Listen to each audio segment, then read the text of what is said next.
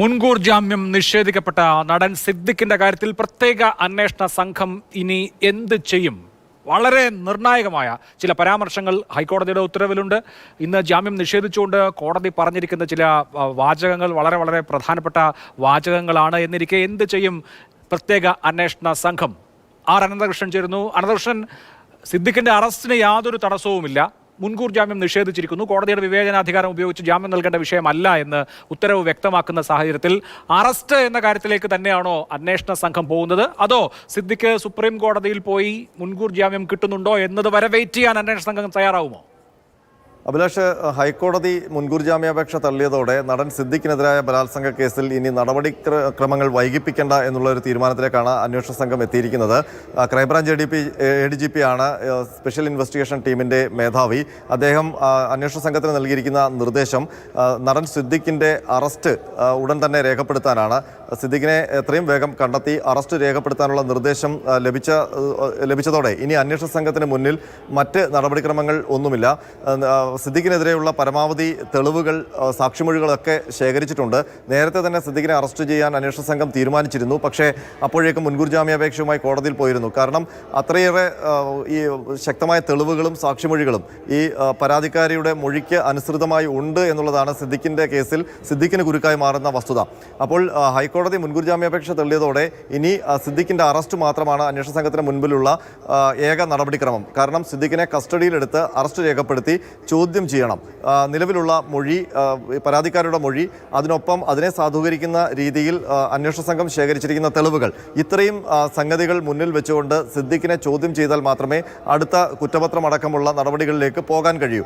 അപ്പോൾ സിദ്ദിഖിനെതിരെ നേരത്തെ തന്നെ അന്വേഷണ സംഘം പറഞ്ഞിരുന്നത് ശക്തമായ തെളിവുകൾ ഈ പരാതിക്കാരുടെ മൊഴി പ്രകാരം ഉണ്ട് എന്നുള്ളതാണ്. അതിൻ്റെ ഭാഗമായി മസ്കറ്റ് ഹോട്ടലിൽ അടക്കം പോലീസ് നേരിട്ടെത്തി പരിശോധന നടത്തുകയും അവിടെ നിന്ന് തെളിവുകൾ ശേഖരിക്കുകയും ഈ പരാതിക്കാരിയുമായി ഏറ്റവും അടുത്ത ബന്ധുക്കളുടെ അടക്കം സാക്ഷിമൊഴികൾ അന്വേഷണ സംഘത്തിന് മുൻപാകെയുണ്ട്. പരാതിക്കാരി ആ ദിവസം ഹോട്ടലിൽ നിന്ന് പിന്നീട് ചികിത്സ തേടിപ്പോയ ആശുപത്രിയിലെ ചികിത്സാ രേഖകളുണ്ട്. അപ്പോൾ അത്തരം രേഖകളൊക്കെ ഉള്ളതുകൊണ്ട് സിദ്ദിഖിന് കാര്യങ്ങൾ വലിയ പ്രതിസന്ധി സൃഷ്ടിക്കും. നിലവിൽ അനന്തൻ, ഇവിടെ ഒരു വലിയ കാര്യമുള്ളത് എന്താണെന്ന് വെച്ച് കഴിഞ്ഞാൽ ഇപ്പോൾ സിദ്ദിഖ് എവിടെയാണ് എന്നുള്ളത് ആർക്കും അറിയില്ല. അദ്ദേഹം കൊച്ചിയിൽ ഇന്നലെ വരെ ഉണ്ടായിരുന്നു, ഇന്നലെ ഉച്ചവരെ ഉണ്ടായിരുന്നു. ഇപ്പോൾ 2 വീട്ടുകളിലും അദ്ദേഹം ഇല്ല എന്ന് മാത്രമല്ല ഫോണും സ്വിച്ച് ഓഫ് ആണ്. അപ്പോൾ ഈ കാര്യത്തിൽ വളരെ ഊർജിതമായ തെരച്ചിൽ, അതായത് ഇപ്പോൾ ലുക്കൗട്ട് നോട്ടീസ് ഒക്കെ പുറപ്പെടുവിച്ചിട്ടുണ്ട്. അതിനപ്പുറത്ത് ഇന്നോ നാളെയോ തന്നെ അറസ്റ്റ് എന്നുള്ള നിലയിൽ ഊർജിതമായിട്ടുള്ള ഒരു നീക്കം പോലീസ് നടത്തുന്നുണ്ടോ, അതോ പതുക്കെ കാര്യങ്ങൾ കലങ്ങി തെളിയട്ടെ എന്ന മട്ടാണോ? നമുക്കിപ്പോൾ തിരുവനന്തപുരത്ത് നിന്ന് അന്വേഷണ സംഘവുമായി ബന്ധപ്പെടുമ്പോൾ അന്വേഷണ സംഘത്തിൻ്റെ ഇവിടെ ഒരു യോഗമടക്കം നടന്നിരുന്നു. അതിൽ നിന്ന് നമുക്ക് മനസ്സിലാക്കാൻ കഴിയുന്നത് ഒരു സാവകാശവും ഇനി സിദ്ദിഖിന് നൽകാൻ അന്വേഷണ സംഘം തീരുമാനിച്ചിട്ടില്ല, അതിന് തയ്യാറല്ല എന്നുള്ളതാണ്. സിദ്ദിഖ് എവിടെയാണ് എന്നുള്ള കാര്യത്തിൽ നമുക്കിപ്പോൾ അവ്യക്തതയുണ്ട്. സിദ്ദിഖിൻ്റെ ഫോൺ സ്വിച്ച് ഓഫ് ആണ്. അപ്പോൾ സിദ്ദിഖ് ഒളിവിലാണ് എന്നുള്ള നിഗമനത്തിലേക്ക് എത്തേണ്ടി വരും.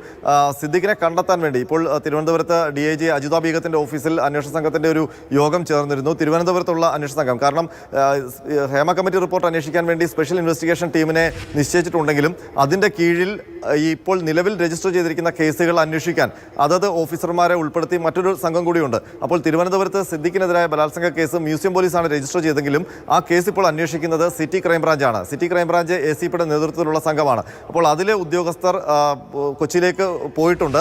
അവർ പോകാതെ തന്നെ സിദ്ദിഖിനെതിരായ നടപടികൾ നടത്താൻ കഴിയുമെന്നാണ് ഉദ്യോഗസ്ഥർ പറയുന്നത്. കാരണം സ്പെഷ്യൽ ഇൻവെസ്റ്റിഗേഷൻ ടീമിൻ്റെ ഉദ്യോഗസ്ഥരായ പൂങ്കുഴലി അടക്കം കൊച്ചിയിലുണ്ട്. അവർ അതിനുള്ള ഏകോപനം അവിടെ നിർവഹിക്കുന്നുണ്ട്. മാത്രമല്ല കൊച്ചി സിറ്റി പോലീസിന് എവിടെയാണ് സിദ്ദിഖ് ഉള്ളത് എന്ന് വെരിഫൈ ചെയ്യാൻ വേണ്ടിയുള്ള നിർദ്ദേശവും പോയിട്ടുണ്ട്.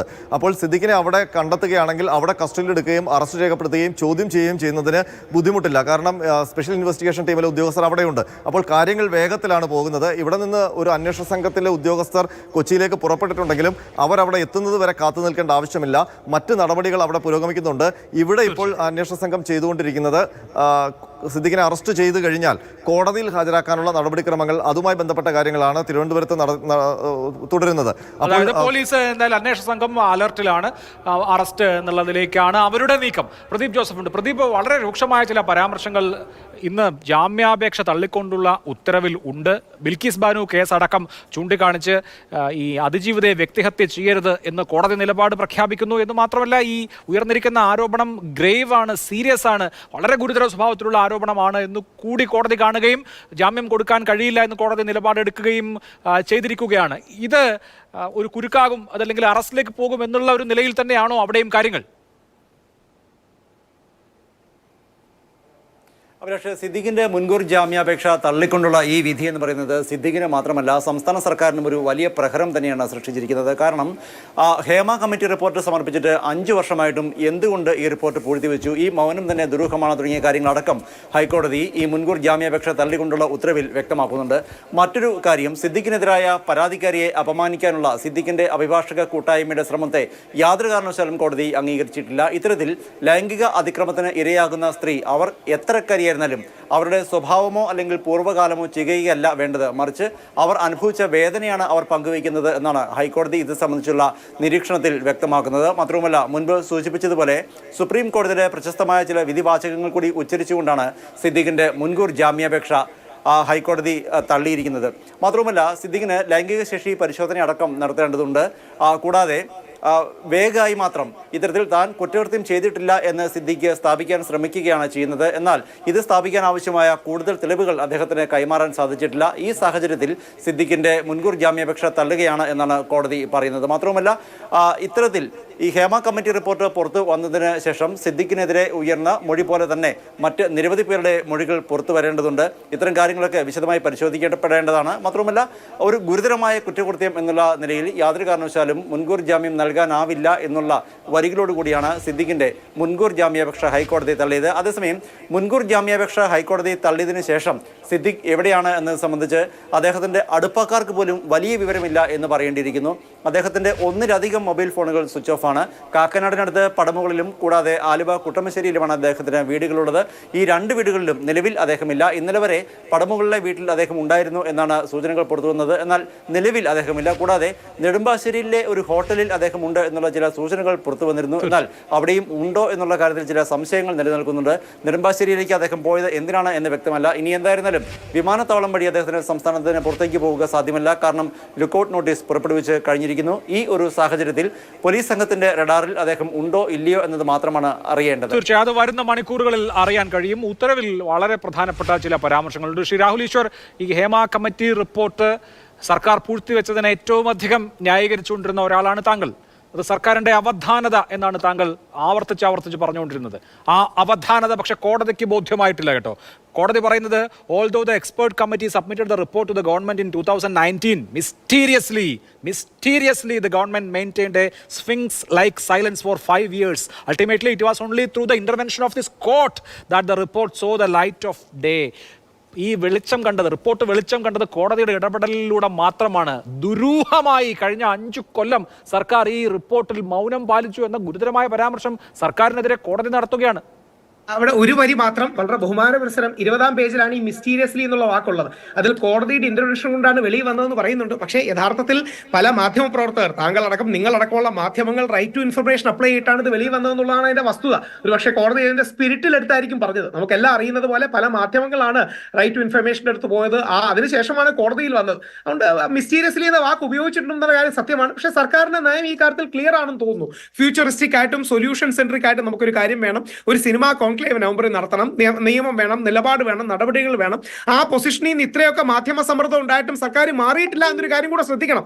ഞാനടക്കമുള്ള ഒരുപാട് പേർ മുമ്പോട്ട് വെച്ച ഒരു സബ്മിഷനാണ് ഇപ്പോഴും സർക്കാർ സ്വീകരിച്ചിരിക്കുന്നത്. ഫ്യൂച്ചറിസ്റ്റിക് ആയിരിക്കും, സൊല്യൂഷൻ സെൻട്രിക് ആയിരിക്കും, പാസ്റ്റിന്റെ കാര്യം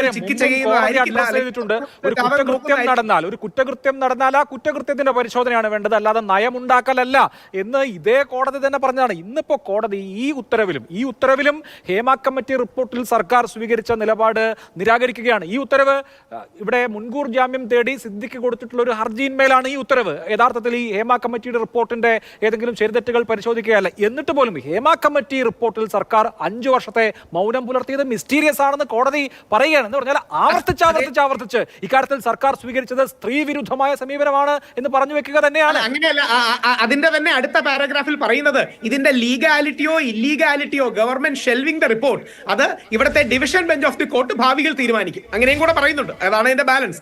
ഇതിന്റെ ലീഗാലിറ്റിയോ ഇല്ലീഗാലിറ്റിയോ government shelving the report, shelving എന്ന വാക്ക് ഉപയോഗിച്ചിട്ടുണ്ടെന്ന കാര്യത്തിൽ സംശയമില്ല, അത് are to be independently examine by the division bench of this court എന്നും കൂടി പറഞ്ഞു വെക്കുന്നുണ്ട്. അപ്പം ഗവൺമെന്റിന്റെ നയസമീപനത്തിന്റെ കൂടി തീരുമാനമാണ്. കാര്യം ഗവൺമെന്റ് മുന്നോട്ട് വെച്ചൊരു കമ്മിറ്റിയാണല്ലോ ഇത്, കമ്മീഷൻ പോലും അല്ല, കമ്മിറ്റിയാണ്. അപ്പൊ അതിന്റേതായ ടെക്നിക്കാലിറ്റി അതുണ്ട്. ഇതൊരു ഗ്രേ ഏരിയ ആണെന്ന് കാണുന്നവർ മനസ്സിലാക്കണം. ഇതൊരു വൈറ്റ് ആൻഡ് ബ്ലാക്ക് ഏരിയ അല്ല, ഇതിൽ ഒരുപാട് ഗ്രേ തലങ്ങളുണ്ട് എന്ന തിരിച്ചറിവാണ് ഈ കാര്യത്തിൽ വേണ്ടത്.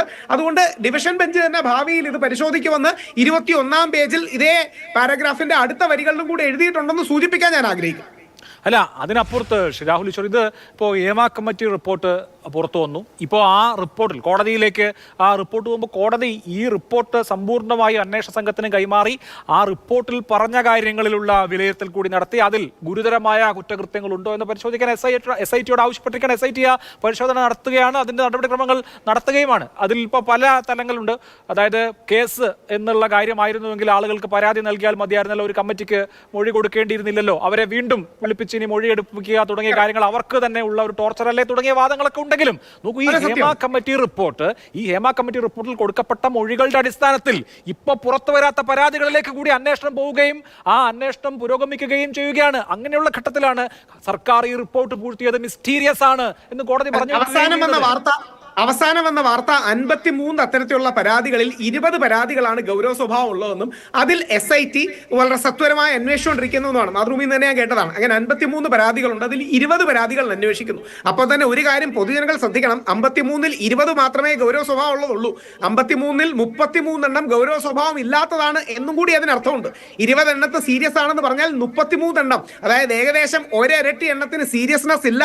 അത് that doesn't merit an investigation, അല്ലെങ്കിൽ ഒരു അന്വേഷണത്തിന് പോലും പ്രസക്തി ഇല്ലാത്ത 33 പരാതികൾ ഉണ്ടെന്നും കൂടി നമ്മൾ അതിൽ നിന്ന് മനസ്സിലാക്കി. പരാതി എന്നുള്ള നിലയിലല്ലല്ലോ ഒരു കമ്മിറ്റിയുടെ ഹിയറിംഗ് നടന്ന സമയത്ത് അവിടെ ഉണ്ടായിട്ടുള്ള കാര്യങ്ങൾ, അവർ അനുഭവിച്ച കാര്യങ്ങൾ പറയുകയാണ്. അത് ഒരു പ്രോസിക്യൂഷനിലേക്ക് പോകാൻ വേണ്ടി കൊടുത്ത പരാതി അല്ലെങ്കിൽ അതൊരു പരാതിയായി മാറുമോ എന്നുള്ള നിലയിൽ കൊടുത്ത കാര്യങ്ങളല്ലല്ലോ. ഹിയറിംഗിന് വിളിക്കുന്നു, ഹിയറിംഗിൽ പങ്കെടുത്ത ആളുകൾ അവരുടെ അനുഭവങ്ങൾ പറയുന്നു. അതിൽ ഈ പറയുന്ന ക്രിമിനൽ നടപടിക്ക് മെറിറ്റുള്ള കാര്യം എത്ര എന്നുള്ളതിന്റെ കണക്കാണ് ഇപ്പോൾ രാഹുൽ ഈശ്വർ പറഞ്ഞത്. അതല്ലാതെ കുറെ കാര്യങ്ങൾ വ്യാജമായി ഈ ആളുകൾ ഇവിടെ പോയി പറഞ്ഞു എന്നല്ല അതിന്റെ അർത്ഥം.